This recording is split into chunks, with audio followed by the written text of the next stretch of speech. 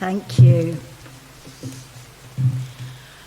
There is an extravagance in the numbers in this parable. It is deliberate, because what this passage is really teaching us is first and foremost about God's love and forgiveness, and secondly, about how we should respond in the light of that. Our gospel passage began with Peter's sincere question to Jesus, "How many times should I forgive someone who has wronged me?" It harks back to the previous verses, which were last week's lectionary, where Jesus had been teaching the disciples about conflict within the church and how to deal with wrongdoing and effect reconciliation. Peter raises a practical issue. How often should I forgive someone who has done me wrong? And then he suggests an answer himself. 7 times? Now 7 is generous, because the rabbinical standard, which was based on their teachings, was to forgive 3 times. Their understanding was that God would forgive a sin 3 times, but on the 4th time he would punish it. Peter, sensing that Jesus wants the disciples to go a bit further and to understand this a little bit more, doubles the standard and adds 1 for good measure, coming up with 7, which is a perfect number in biblical terms. But Jesus' reply blows this out of the water. Not 7 times, he says, but 77 times. Now, I know some of you will be aware that there are translations that also give you the option of 70 times 7, which would be 490, although in fact 77 is the more accurate translation. But the point is, it doesn't matter because it's got absolutely nothing to do with maths.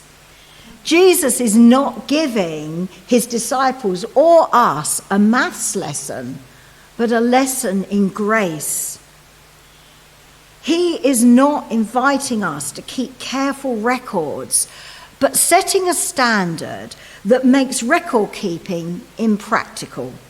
Who can truly forgive 70 times 7 or even 77 times?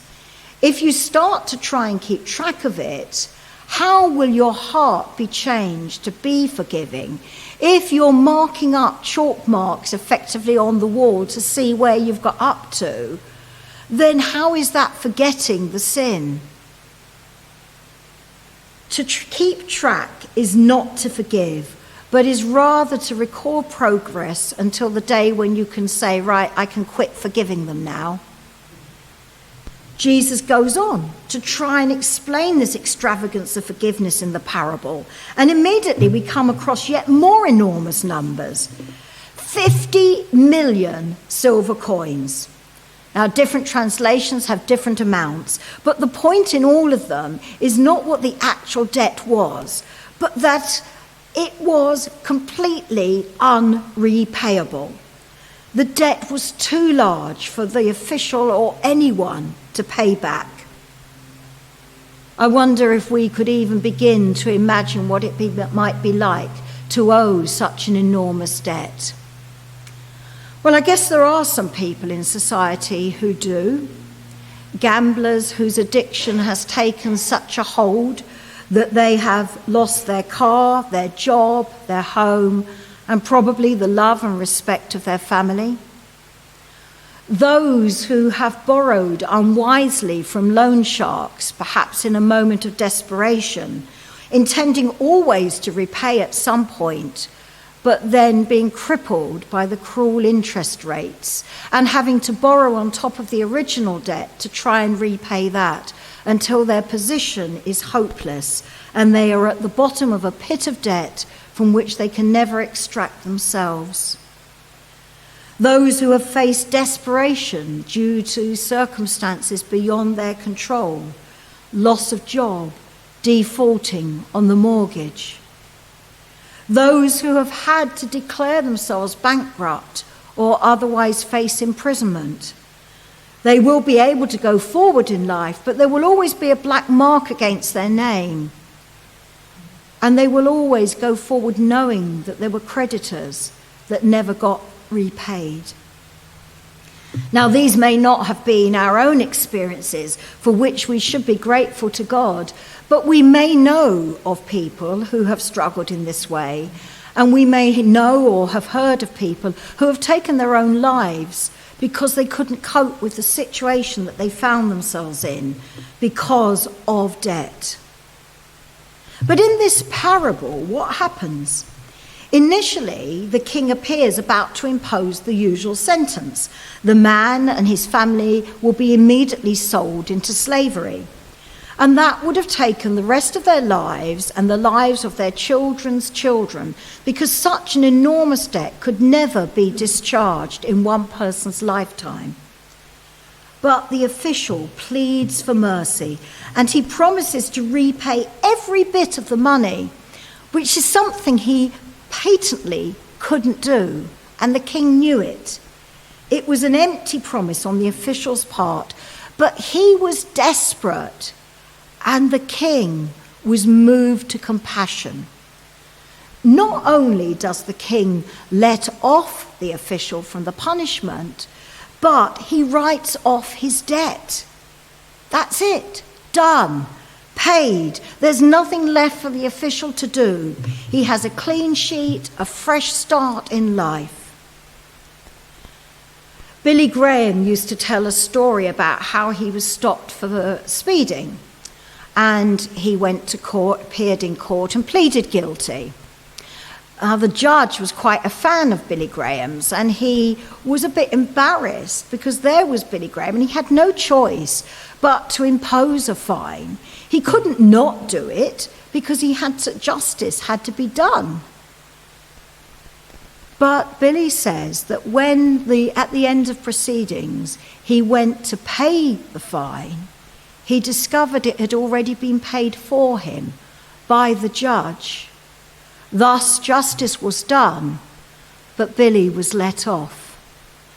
And he used that to describe what it's like for us, because we all owe an incredible debt.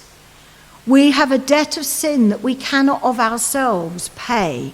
It's a debt that separates us from God. We can't do it ourselves. But Jesus Christ came and he paid the price of our sin. And because of him, we too have been let off the debt.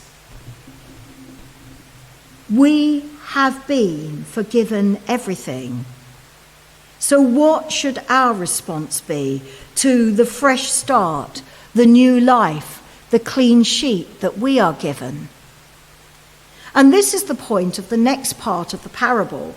What does the forgiven official, the forgiven servant do? He goes out and immediately he tries to extract a much, much smaller debt owed to him by another official. A meagre debt, just £100 in comparison with his millions. But he insists that this man should pay it. And when the man pleads for time, pleads to be given a little bit of leeway, the official that has been let off so much does not extend 1 ounce of mercy, but insists that this man should be thrown into prison. And what hope does he have of repaying the debt from prison and being let free? And Jesus goes on to say that when the king hears of what's happened, he is furious. He's much angrier with the official for that than he ever was for the original debt. He's angry because the official, having received grace and mercy, having been forgiven, should have been merciful and forgiving in turn and failed to be. And that's really the challenge for us. It's not that we shouldn't take sin seriously, in this case, the sin of others, or that we should turn a blind eye. It's not that we should throw out the court system, our system of justice in the land. Nor is it even that we should expect others who have been wronged to forgive. It's not for us to forgive on their behalf. Only the person who's been wronged can do that. But we can pray into the situation for all parties. However, when we have been wronged, when someone has done something that has hurt or damaged us, that's when we need to search our hearts as to what our response can be. Forgiveness is very seldom a matter of a moment, of saying to someone, I forgive you, and I've almost forgotten it, it's done with, the slate's wiped clean. It would be a very small wrongdoing that we'd be able to forgive so easily. Far more often, forgiveness is an ongoing process. It's a forgiving, a deliberate intention to forgive that has to be repeated every day until finally God works through us and in us and changes our hearts. There's a Christian song that defines the two words mercy and grace. And it says that mercy is when God doesn't give us what we deserve. And grace is when he gives us what we don't deserve. You have to think about that for a minute. Mercy is when God doesn't give us what we deserve. And grace is when he gives us so much more than we deserve. Each one of us is a sinner before God. We're in need of his mercy and grace.